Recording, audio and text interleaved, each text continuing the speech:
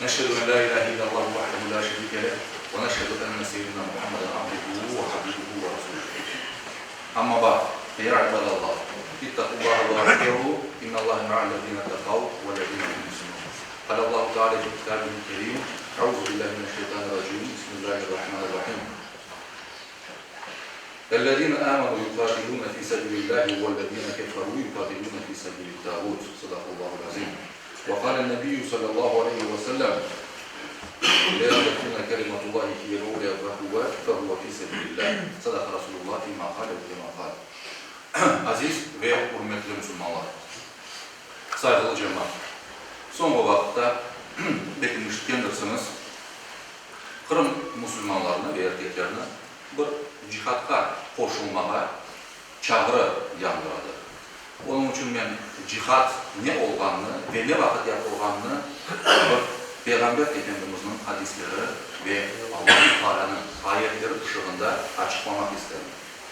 Başta şunu aytmak gerekmiş ki cihad bu Allah yolunda onun dinini yaymak, yaşatmak ve yükseltmek için yapılan her türlü hareket.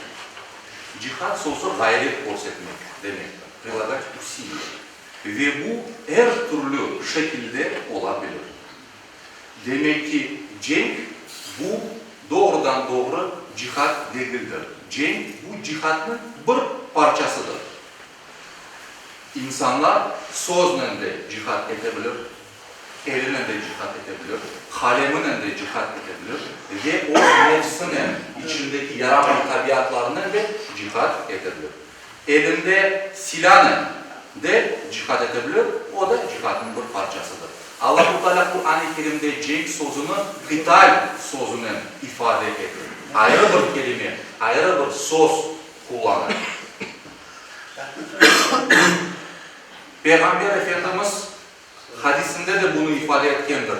Tebuk cenkinden kaytkanda degendir ki Müslümanlara biz küçük cihattan, ufak cihattan büyük cihatka kaytamız.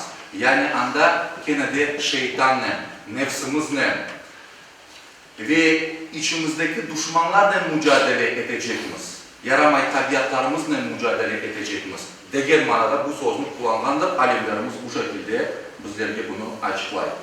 Cihad Allah yolunda olması gerekir. Peygamber Efendimiz'den sallallahu aleyhi ve sellem'de soraylar, ya Resulallah diyorlar. Müslim'de geçen bir hadiste. Bazı adamlar ganimet için, yani mal kazanmak için cihad ederler, silah. Bazıları şöhret, nam kazanmak için. Sahabelerden bir tanesi sorar. Bazıları da gösteriş için. İşte ben ne kadar cesaretlim, ben ne kadar yiğitim, ben ne kadar güçlüm de böyle cenkki atılır. Cihad etken kimselerinin kaysı birisi Allah yolundadır deyip sorarlar. Peygamber Efendimiz sallallahu aleyhi ve sellem der ki لِاَنْ تَبُونَ كَلِمَةُ اللّٰهِ هِيرَوْلَ فَهُوَ فِي سَبِيلِ اللّٰهِ Allah'ın sözü yüksek, yüce olması için, Allah'ın sözü, kitabı ve kanunlarını yüceltmek için yapılan cihad, bu Allah yolundadır der. İşte demek ki bir cihad yapmak için maksat Allah-u Teala'nın kanunlarının yaşatılması. Allah-u Teala'nın kitabı yaşatılması. Ve Allah'ın sözünün yüceltilmesi. Maksat bu. Başka bir maksat, bir devletten başka bir devlete toprak koşmak veya herhangi bir siyasi veya başka sebepler olamaz. Peygamber Efendimiz sallallahu aleyhi ve sellem bunu açıktan ifade etti. Ondan gayrı. Cihadını her kimse ilan edemez. Cihadını ancak Müslüman devlet reisi ilan eder. O olmadığı takdirde alimler der ki bu İslam alimleri fikir birliğiyle ilan ederler. İslam alimleri. Bir alim aytsa da olmaz. Müslümanlar onun ardından çapıp gitmesi haramdır. Alimler eğer birleşip Müslümanların bu şeye davet etse o vakit şeriatta uygun olur. Aksi halde uygun olmaz. Üçüncü olarak cihad bir başka Müslüman olmadan bir devletinin bayrağı aslında yapılmaz. Kur'an-ı Kerim'de, benim başında okuduğum ayet-i kerimede Allah-u Teala şu şekilde diyor. اَلَّذِينَ آمَنُوا iman etkenler يُقَاتِلُونَ فِي سَبِيلِ اللّٰهِ Allah yolunda cenk وَالَّذِينَ كَفَرُوا ama iman etmeyenler يُقَاتِلُونَ فِي سَبِيلِ الطَّاغُوتِ Tağut yolunda cenkleşirler diyor. Tağut demek bu batıl bir inanç, batıl bir sebep, İslami olmadan bir sebep demektir. Bunun uğrunda ancak iman etmeyenler cenkleşir.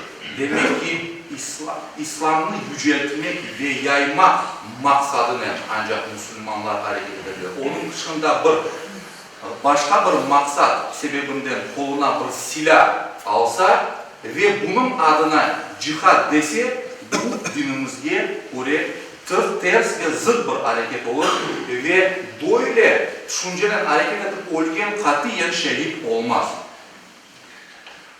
Ondan gayrı şunu da kaydetmek gerekir ki Kırım'ı ya da Kırım'a karşı veya da Kırım'daki bir nizamga karşı bu şekilde hareket etmeye çağrılganımız vakit biz bilmek gerekmiz ki biz Müslüman olarak dini noktayı nazardan bir kaybetken bir şeyimiz esasında olmadı.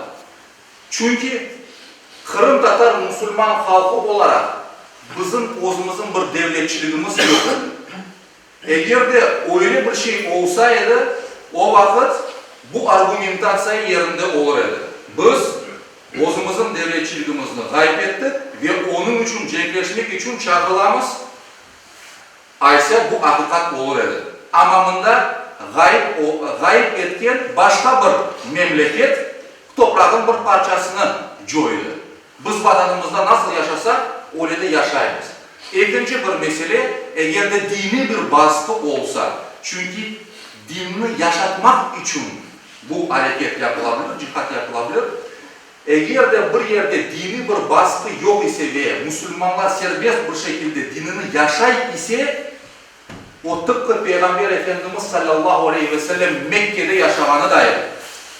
Mekke'de başta 3 yıl gizli davet etkendir, ondan sonra açıktan davet etkendir. Ve daha sonra müşriklerinin anda baskısı olganı sebepten Müslümanlarla beraber Medine'ye koşkendir.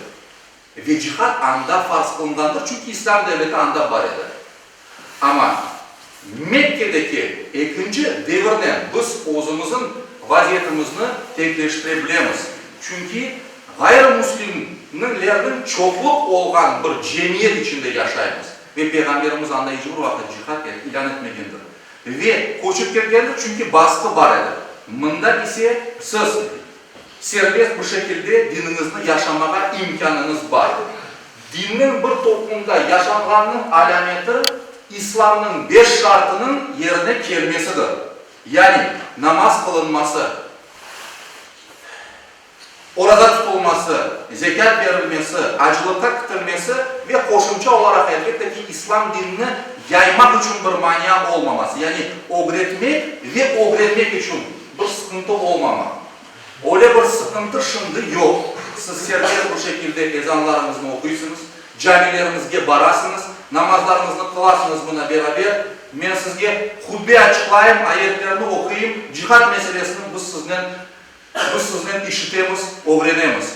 Medreselerimiz çalışar, acılıkka barılar, kurbanlarınızı kesesiz, bayramlarınızı yapasız.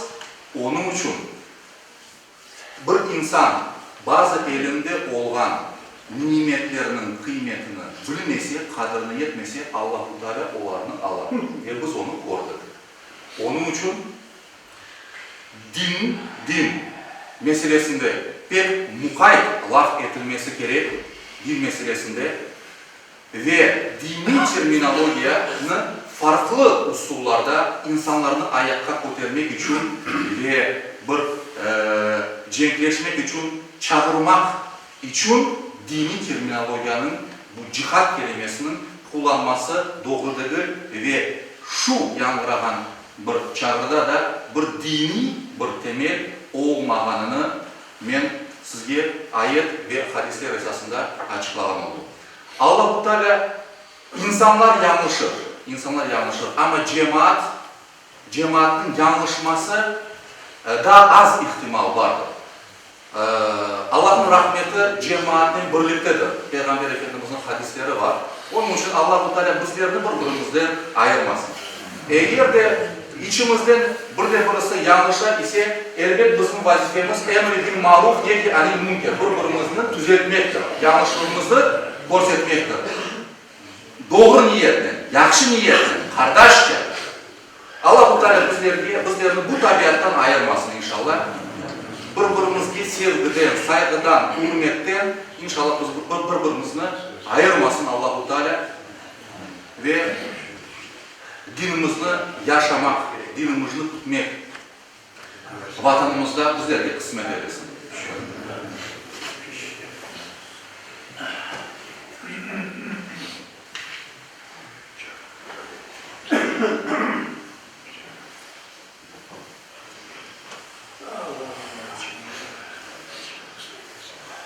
Elhamdülillahi hamdel kemilina ve salatu ve selamu ala Resulina Muhammedin ve ala alihi ve sahbihi ecma'in.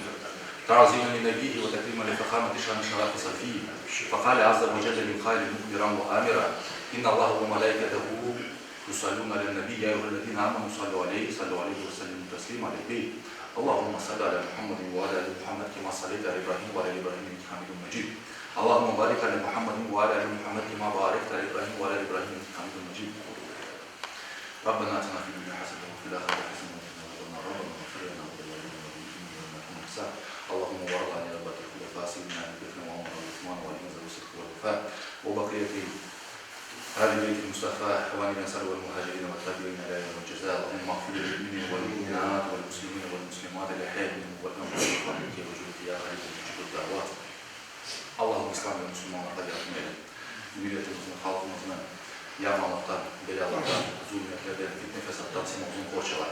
Bizlerge doğru yolunu daima korsatıp dur. Değişiklik olacağımız şeylerini değiştirmek için bizlerge güç kuvvet ver. Değişiklik olamayacağımız şeylerge sabretmek için bizlerge tayanç ver.